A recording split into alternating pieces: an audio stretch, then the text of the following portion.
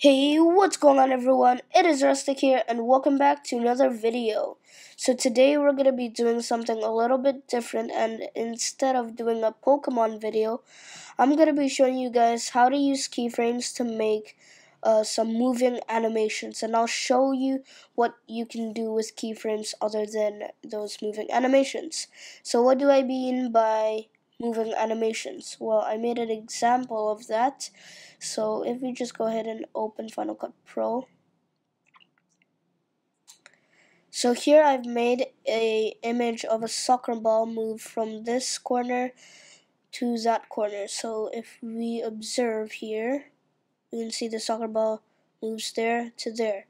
So I'll be showing you guys how you can do that using keyframes. Now I'll be showing you guys how to do this using both iMovie and Final Cut Pro. So first, I'll just be teaching you guys how to do this in iMovie. I'm gonna go ahead and open up iMovie.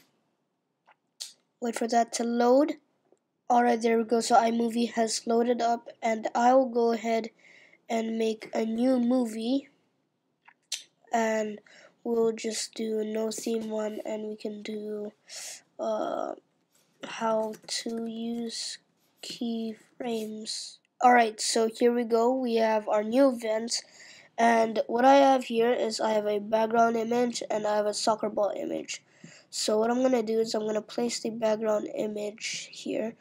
So first of all, when you insert an image or whatever to iMovie, it will automatically place this weird Ken Burns effect. So to disable that, go to this cropping image over here, click that and hit fit. This will fit the whole image and you're good to go. So if we play it, there's no Ken Burns effect. Alright, so now that we've disabled the Ken Burns effect, what I'm gonna do is I'm actually going to make it a little bit longer. So now I'm gonna drag my soccer ball image to the timeline over here, and I'm not okay. So in iMovie, if you drag and drop a layer, in this case the soccer ball, on top of another layer, what this will do is this will completely overwrite the layer on the bottom. Now what we're going to do is we're going to hit this image over here, and then it should be at cutaway. Change this to picture in picture so that the image will completely overwrite the background. Now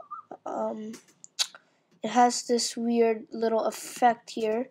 You see iMovie does these weird things that Final Cut doesn't do. So again, to disable this, go to the cropping and click fit instead of Ken Burns. So now it should completely disable that.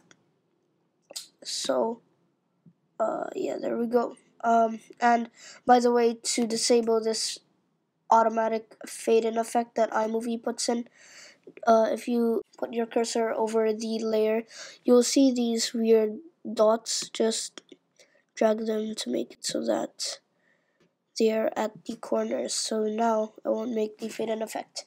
So I'll just drag that. Okay.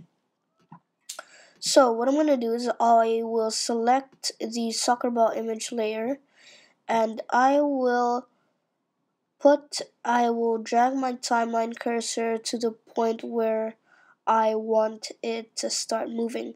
First, before we begin, you have to understand what a keyframe is. Basically, what keyframes are basically simple markers that will mark the starting points and ending points of a certain animation. In this case, I'll be showing you how to do it with a moving animation. So first, drag your timeline cursor to the point where you want it to start moving. So I'll just do it fairly at the beginning. And then what I'm going to do is I'm going to hit this and drag the soccer ball image to the place where I want it to move from. So let's say I want the image to move from over here all the way to the corner, like what I did on the Final Cut Pro. So all I have to do is drag the image down there. Next, you'll see these three buttons, the two arrows and this diamond with a plus sign on it. So this is the keyframe button. If you press it, it will set a keyframe. So we're gonna hit that. So then now we have set a keyframe on this side. Now we want to drag our timeline cursor a little bit in the front to mark where the ending point of the animation. So let's say I want it to stop moving right about here. So then I will drag my timeline cursor over there. Now I'll drag the image all the way to the corner. And now it automatically sets a keyframe. So now if we play it, you can see that the image moves from the corner to the other corner. So another thing to note is that the distance between the two keyframes will determine the duration of the animation. So you can use these arrows to navigate through all your keyframes. So we can use the back arrow, and so the first keyframe we set was over here, and the other keyframe we set was fairly close to the first keyframe. The distance between the two keyframes weren't really far, which means the animation went on pretty fast. You can see the image moved pretty fast. So if we set the second keyframe a lot further from the first keyframe, so this is the first and second keyframe, so what I'm going to do is I'm going to deselect that keyframe and I'm going to drag my timeline cursor a lot farther from the first keyframe, and then I'm going to move the image all the way up here. Again, it will automatically set a keyframe. Now, since the two keyframes are very far apart from each other, you'll see that the image moves a lot more slowly than before. So, as you can see, that was pretty easy on how you can make the moving animation. So, let's move on to Final Cut Pro. Alright, so now I am in Final Cut Pro, and what we're gonna do is we're gonna make a new project. And we're just gonna call it again how to use keyframes. So pretty basic stuff, and we'll do that. So again, I will use the same two images. Now basically what I want to explain is that the way you use keyframes for moving animations is basically quite the same, to be honest. So I'll show you really quick. Let me just make that 15 seconds. Alright, so let me show you how very similar the way you do it in Final Cut Pro is in iMovie. So again, drag your timeline cursor to the point where you want the image to start moving. So I'll just do it right about here.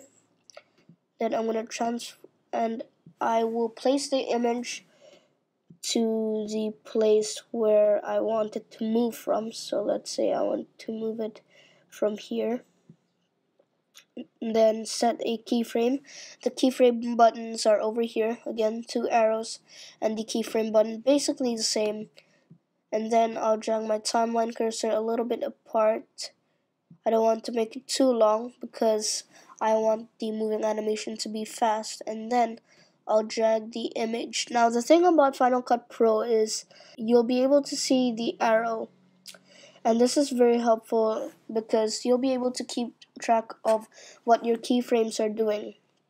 So now that I can see the arrow points to this direction, I know that the two keyframes I set will make this image go from here to here. Now that I hit done and play that, we can see the image moves fine. It's basically the same. So yeah, that is basically how you use keyframes to move animations. Thank you guys so much for watching this video. If you guys found this video helpful, make sure to leave a comment on what I should do next for a tutorial video, and I'll see you guys in my next video. Goodbye.